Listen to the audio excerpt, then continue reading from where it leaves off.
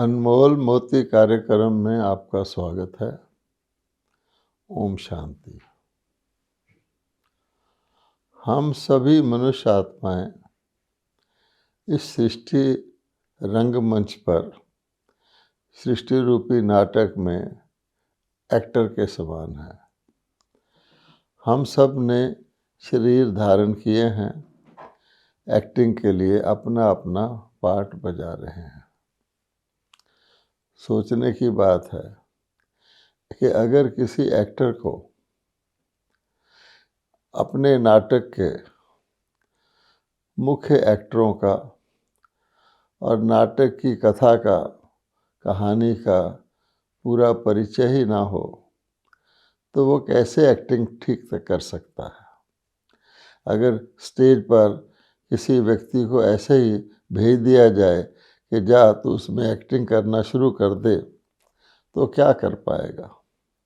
इसलिए ये जानना आवश्यक है कि हमारा इस सृष्टि नाटक में क्या पार्ट है, हम कहाँ से इस सृष्टि पर आते हैं, क्या करने आते हैं, कितने समय के लिए यहाँ रहते हैं और फिर वापस, जैसे हर एक्टर स्टेज पर एक्टिंग करने के बाद अपने घर चले जाता है, हम कब वापस जाते हैं। अब ये देखने को तो बहुत बड़ा प्रश्न है, लेकिन इस नाटक के क्रिएटर और डायरेक्टर परमात्मा है, तो वो हम आत्माओं को यहाँ भेजते हैं। उससे पहले हमारे अंदर परमात्मा विशेष तौर पे जो मुख्य एक्टर्स हैं, जो हीरो एक्टर्स हैं, उनके अंदर इस सारे नाटक के या जितना जितना उनका रोल है उनके रोल के संस्कार भर देते हैं। सोचने को तो ये अजीब बात लगती है, लेकिन आप देखेंगे ये बहुत ही एक सिस्टमेटिक तरीके से ये नाटक चलता है, बहुत विधिवत तरीके से चलता है। और फिर जब इसका अंत होता है तो एक और विशेष बात अद्भुत है कि ये पुनरावृत्त होता है, अगली बार फिर ये शुरू हो जाता है और फिर उसी प्रकार से चलता है। उसी प्रकार से जो मुख्य एक्टर्स हैं उनके अंदर परमात्मा क्रिएटर डायरेक्टर संस्कार भरते हैं, क्योंकि ये नाटक अनादि अविनाशी है। इसमें पाठधारी हम आत्माएं भी अनादि अविनाशी हैं और अनादि अविनाशी चीज़ को चलते ही रहना है, हूबहू रिपीट होते रहना है। और वो तभी हो सकता है कि इसका अंत और आद आपस में मिले। जैसे दिन और रात है, चलते ही रहते हैं, दिन के बाद रात, रात के बाद दिन आता ही रहता है, लगातार चलता रहता है। जैसे बीज और वृक्ष है, बीज से वृक्ष निकलता है, फलता फूलता है, फिर सूख जाता है, फिर बीज निकलता है, फिर वो वृक्ष चलता ही रहता है। आमतौर पे लोग इस एटर्नल चीज़ को इस प्रकार से पूछते हैं कि मुर्गी पहले या अंडा पहले, तो समझते इसका कोई उत्तर नहीं, पर इसका यही उत्तर है कि हमें इसके चक्रिक क्रम को समझना है और अपने रोल को समझना है। अब प्रश्न पैदा होता है कि परमात्मा किस समय आत्माओं में ये सारा नाटक की कहानी भरते हैं, उनको सुनाते हैं। तो वो समय वो होता है जब पिछले नाटक का अंत होने वाला होता है, उन्होंने अपना पूरा रोल अदा कर लिया होता है। और ये हम जानते हैं कि मनुष्य को, शरीरधारी मनुष्य को, ना अपने पिछले जन्म का पता है, ना अपने अगले जन्म का पता है। वो तो आत्मा के अंदर जो रोल भरा हुआ है वो जन्म के साथ उसका रोल शुरू हो जाता है। इसलिए मनुष्य आत्माओं को अल्पज्ञ कहा गया है। परमात्मा को आदि मध्य अंत का सबका पता रहता है। तो जब पिछला पार्ट अंत हो जाता है, अंत में आकर के वो पार्ट जैसे दुखदायी होता है, और परमात्मा तो सुखदायी पाठ की याद करते हैं, तो एक बहुत इम्पोर्टेंट थोड़ा सा समय होता है जिसको पुरुषोत्तम संगम युग कहा जाता है। सतयुग और कलयुग के बीच का थोड़ा सा समय, उस समय परमात्मा अवतरित होकर आत्माओं में उनका पाठ भरते हैं। और मुख्य एक्टर्स को, जिनको शुरू से लेकर अंत तक पाठ बजाना होता है, उनमें वो पूरा पाठ भर देते हैं। और हम ये भी जानते हैं कि बीच बीच में भी मुख्य एक्टर आते हैं, जैसे धर्म स्थापक आते हैं। आधा नाटक चलने के बाद आधा नाटक तक तो स्वर्ग और बहिश्त या जिसको जन्नत कहते हैं देव आत्माएं रहती हैं, उनके अंदर तो शुरू से लेकर अंत तक का पाठ चलता है। लेकिन देव आत्माओं के बाद ये नाटक फैलता है। इसको वृक्ष का रूप भी दिया गया है, विश्व वृक्ष कहा गया है। ये वृद्धि को पाता है। तो जब वृद्धि को पाता है तो एक वृक्ष में जैसे बड़ी बड़ी शाखाएं निकलती हैं, इसी प्रकार से इस सृष्टि रूपी कल्प वृक्ष इसको कहा गया है। तो उसमें शाखाएं जब निकलती हैं तो उसमें बड़े बड़े धर्म स्थापित होते हैं। इस्लाम धर्म स्थापित होता है, बुद्ध धर्म स्थापित होता है, क्रिश्चियन धर्म स्थापित होता है द्वापर युग में। तो इनके जो स्थापन करने वाले हैं उनके अंदर भी उनका रोल भरा जाता है इसी संगम युग के ऊपर। तो आप देखेंगे इसीलिए उनको मैसेंजर कहा गया है, पैगंबर कहा गया है। तो वो पैगाम कब कहाँ से लाते हैं? परम धाम की अभी हम बात करेंगे, वहाँ तो शांति रहती है। लेकिन उससे पहले पिछले जब उनका लास्ट जन्म होता है तो सभी आत्माओं का जो कलयुग के अंत में लास्ट जन्म होता है, उसी समय ही सारी आत्माएं इस धरती पर आ जाती हैं। और परमात्मा सभी आत्माओं के पिता हैं। तो उसी समय परमात्मा एक ही टाइम अवतरित होकर के आत्माओं के अंदर ये पाठ भरते हैं। मुख्य आत्माओं के अंदर जिन्होंने पूरा चक्कर लगाना है उनके अंदर पूरा पाठ, और विशेष धर्म स्थापकों के अंदर उनका अपना अपना पाठ निहित होता है। बाकी साधारण आत्माएं तो ऑटोमेटिकली अपना पाठ कर लेती हैं। जैसे किसी नाटक में बड़े बड़े एक्टरों को पूरा उनका रोल पता रहता है, और जो छोटे मोटे होते हैं, किसी ने चाय का ट्रे पकड़ाना है, किसी ने छोटा काम करना है, वो स्वाभाविक तौर पे ही उसके अंदर फिट हो जाते हैं। आज हम इसी बात पर चर्चा करेंगे कि हम इस ऋषि नाटक पर पाठ करने वाली आत्माएं जिस जगह से आती हैं वहाँ हमारी क्या स्थिति रहती है, और इस स्थान पर जहाँ हम हैं वहाँ हम किस प्रकार से अपना पाठ बजाते हैं। ये तो हम समझ ही सकते हैं, इतना बड़ा लीला का रोल जिसमें पूरे हमारे सतयुग से लेकर कलयुग तक के, जैसे भगवान बताते हैं 84 जन्म आ जाते हैं। मनुष्यों ने तो 84 लाख कह दिया है, वास्तव में ना तो मनुष्य आत्मा 84 लाख योनियों में जाती है, ना 84 लाख जन्म लेती है, लाखों बार 84 जन्म लेती है, इसलिए रिपीट करती है, इसलिए 84 लाख कहा गया। तो इस साकार लोक की जहाँ हम रहते हैं इसकी बात तो बाद में करेंगे। पहले हम उस लोक की बात करते हैं जहाँ से हम आत्माएं आती हैं। हम जानते हैं कि आत्माएं धरती पर आप देखेंगे आबादी बढ़ती रहती है। अब आबादी बढ़ती रहती है तो ऐसा नहीं है जैसे दुनिया वाले समझते हैं कि माता पिता संतान को जन्म दे देते हैं तो आबादी बढ़ जाती है। नहीं, हर एक के अंदर एक आत्मा होती है, और आत्मा को माता पिता, शारीरिक माता पिता जन्म नहीं लेते, बल्कि आत्मा ऊपर परम धाम से, परलोक से उतरती है। तो हम सभी आत्माएं, ऊपर एक लोक है जिसको हम परलोक कहते हैं, उसको हम निराकार लोक भी कहते हैं, वहाँ पर से आत्माएं आती हैं। इसका सबूत क्या है कि हम सब स्वाभाविक तौर पे जब कोई शरीर छोड़ता है तो हम कह देते हैं परलोक सिधार गया।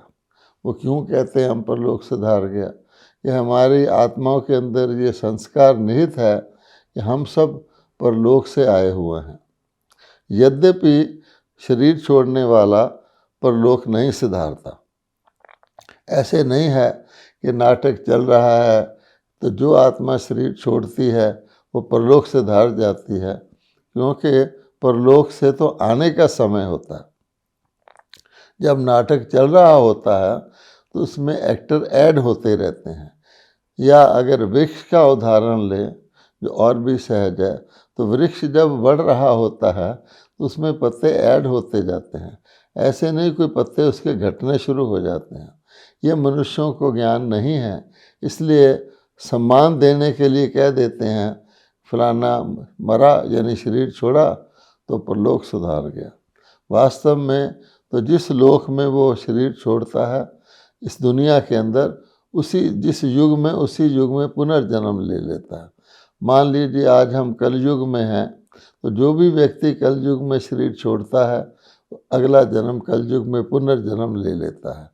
जब हम द्वापर में थे तो द्वापर में हमने शरीर छोड़ा तो द्वापर में पुनर्जन्म ले लिया।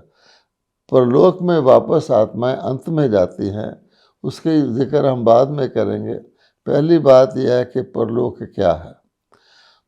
तो इस सृष्टि के सूर्य चांद तारों से ऊपर जैसे यहाँ आकाश तत्व फैला हुआ है, वैसे ही वहाँ प्रकाश तत्व एक फैला हुआ है जिसको हम ब्रह्मलोक कहते हैं। वो ब्रह्म तत्व है। तत्व में अर्थात आकाश की तरह है। ब्रह्म कोई चैतन्य सत्ता नहीं है, बल्कि वह लोक है जिसके अंदर आत्माएं रहती हैं।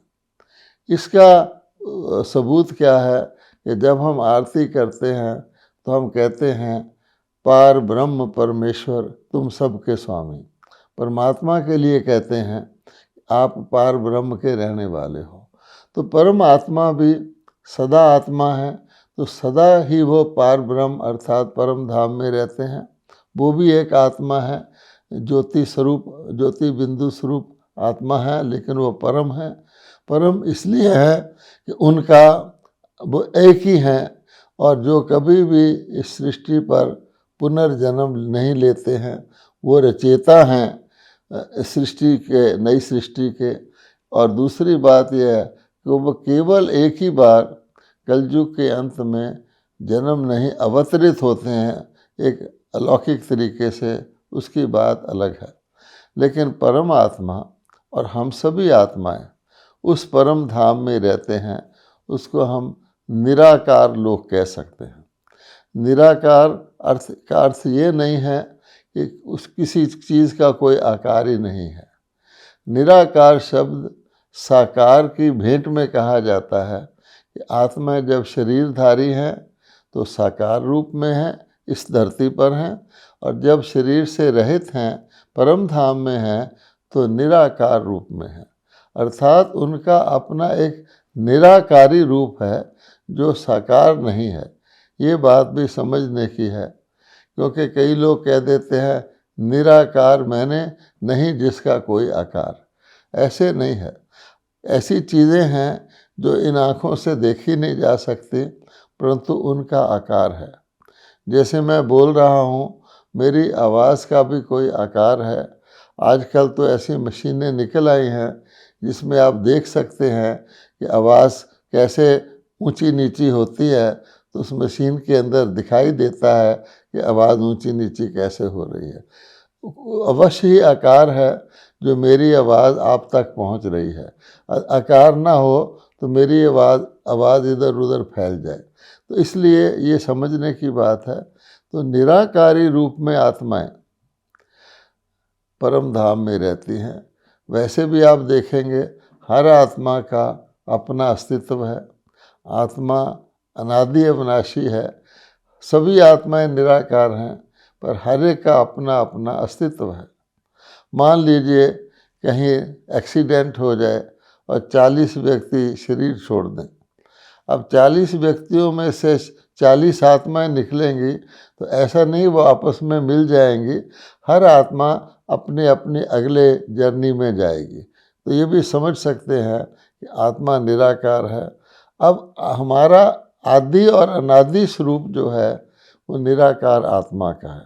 अनादि का मतलब ये है कि हम सदा के लिए एटर्नली हम निराकार आत्माएं हैं, और जब हम इस सृष्टि में अपना पार्ट शुरू करते हैं उस वक़्त भी निराकार आत्मा प्रथम बार धरती पर आके शरीर को धारण करती है, उसको फिर आदि स्वरूप कहते हैं। तो आदि और अनादि स्वरूप में आत्मा पवित्र होती है, बिल्कुल शुद्ध होती है जब वो अपना पाठ शुरू करती है। कोई भी आत्मा, सभी आत्माएं, चाहे कोई आत्मा सतयुग में अपना रोल शुरू करे नाटक के अनुसार, चाहे त्रेता में करे, कलयुग में भी कोई आत्मा अगर उतरती है तो पहले पहले वो शुद्ध होती है, उसका आदि स्वरूप शुद्ध और सतोगुणी होता है कलयुग के अंदर भी। इसलिए परमात्मा और आत्माएं वहाँ रहते हैं। फिर एक बात और है कि ऐसे नहीं है कि आत्माएं जहाँ मर्जी जाके वहाँ रह लें, तो बाकायदा तौर पे आत्माओं के सेक्शन होते हैं। अर्थात सबसे ऊपर परमात्मा रहते हैं, उसके बाद ब्रह्मा विष्णु शंकर, उसके बाद श्री लक्ष्मी श्री नारायण और देवता धर्म की आत्माएं रहती हैं, सूर्यवंशी। उसके बाद बढ़ती है नीचे को निराकारी झाड़ जो है निराकारी वृक्ष कहें। फिर उसके बाद त्रेता युग की आत्माएं रहती हैं। उसके बाद फिर अनेक धर्मों की आत्माएं अपने अपने सेक्शन में रहती हैं। तो जैसे इस वृक्ष साकार रूप में यहाँ देखने को आता है, उसमें एक डाली है, एक इधर की डाली है, एक उधर की है, एक तना है, उसी प्रकार से इन्वर्टेड ट्री अर्थात उल्टे वृक्ष की तरह आत्माओं का लोक वहाँ पर ब्रह्मलोक में, जिसको हम कहें निराकारी दुनिया में रहता है। अब आप देखेंगे उस निराकारी दुनिया के हमने कई नाम रखे हुए हैं, क्योंकि भिन्न भिन्न वहाँ की जो व्यवस्था है उसके आधार से उसके नाम हमने रखे हुए हैं। हम उसको शांति धाम कहते हैं। अर्थात वहाँ आत्माएं, वहाँ बिल्कुल पूरी शांति रहती है। आत्माएं आत्मिक स्वरूप में, वहाँ आवाज़ तो होती ही नहीं है, उसको कहा जाता है शांति धाम, बिना आवाज़ की दुनिया, बिना आवाज़ का लोक। जबकि इस साकार दुनिया में जब हम आते हैं, शरीर धारण करते हैं, तो ये आवाज़ की दुनिया है। आकाश के अंदर अंदर आवाज़ की दुनिया है, इसीलिए आकाशवाणी शब्द यूज़ किया जाता है। मनुष्य अपने मुख के अंदर आकाश धारण करके कंठ के द्वारा आवाज़ निकालता है, लेकिन आकाश से ऊपर जाए तो फिर वहाँ आवाज़ नहीं है, इसलिए उसका नाम शांति धाम रखा गया है। वहाँ आत्मा बिल्कुल परम शांति में रहती है, बिल्कुल शांति में रहती है, यहाँ तक कि उसके वो संकल्प भी नहीं उठता उसके अंदर, और इसलिए उसको निर्वाण धाम भी कहा जाता है। निर्वाण माने जहाँ वाणी नहीं है, जहाँ आवाज़ नहीं है, और उसको हम मुक्ति धाम भी कहते हैं। अर्थात जब आत्मा इस सृष्टि नाटक से अपने पाठ से मुक्त है, आत्मिक स्वरूप में है, जैसे एक एक्टर जो है स्टेज पर नहीं आया है, नाटक के अंदर नहीं आया है, अपने स्वरूप में है, तो इसी प्रकार आत्माएं इस कलयुग इस दुनिया के, चाहे वो सतयुगी हो या कलयुगी हो, इसके शरीर से भी मुक्त है, बंधनों से भी मुक्त है, इसलिए उसको मुक्ति धाम भी कहते हैं। और इसको ब्रह्मलोक भी कहा जाता है, क्योंकि ब्रह्म तत्व में बसा हुआ आत्माओं की दुनिया, और लोक का मतलब ही ये होता है, चाहे उसको परलोक कहें या ब्रह्मलोक कहें, कि वहाँ एक व्यक्ति नहीं रहता। ऐसे नहीं कि सब परमात्मा ही परमात्मा वहाँ है या सारा ब्रह्म ही ब्रह्म है, जैसे कई लोग समझते हैं वहाँ एक ब्रह्म तत्व है, हम उसमें जाकर लीन हो जाएंगे।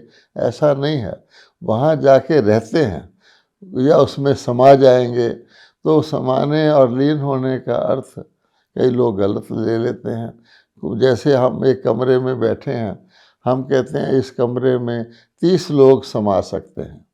तो 30 लोग समा सकते हैं का मतलब है इसमें आ सकते हैं, लेकिन इसका ये मतलब नहीं है कि 30 लोग इस कमरे में समा गए तो इसमें लीन ही हो गए।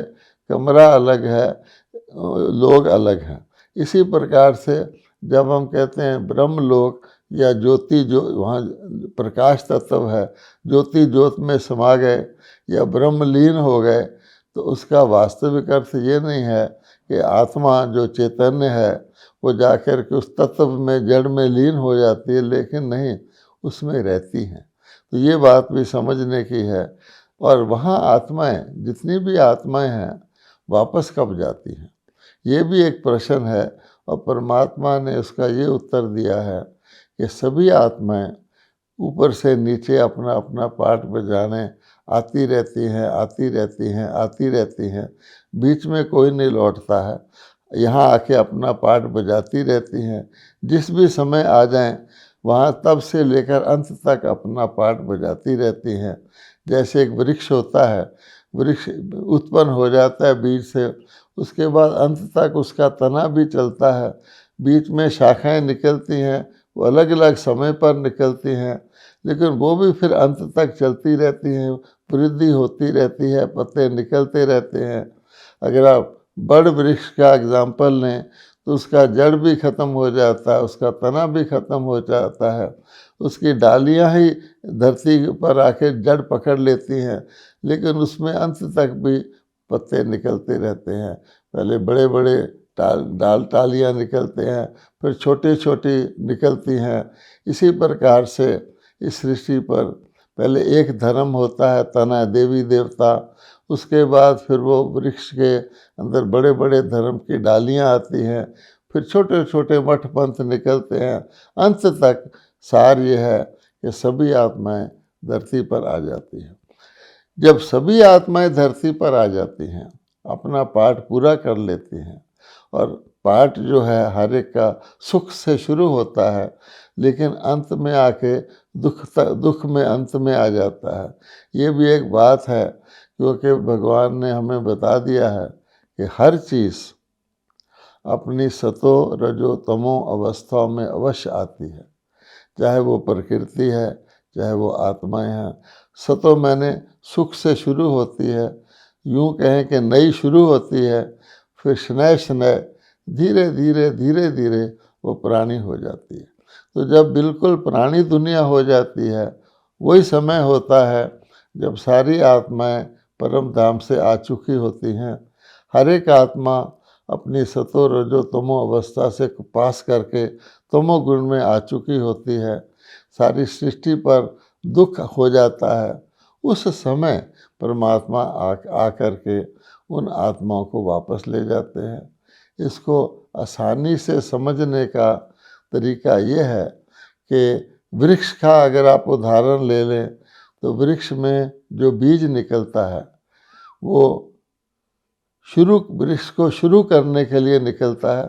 जब वृक्ष जड़ें पकड़ लेता है तो बीज उसमें गुप्त हो जाता है, सारी शक्ति जड़ों में आ जाती है, फिर सारा वृक्ष जड़ के आधार पर बढ़ता है, बीज गायब हो जाता है।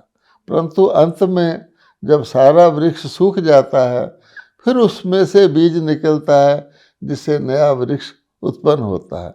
इसलिए भगवान कहते हैं कि ये समझने की बात है कि आत्माएं अंत में ही परम धाम को वापस लौटती हैं, फिर परमात्मा बीज नए वृक्ष को शुरू करते हैं।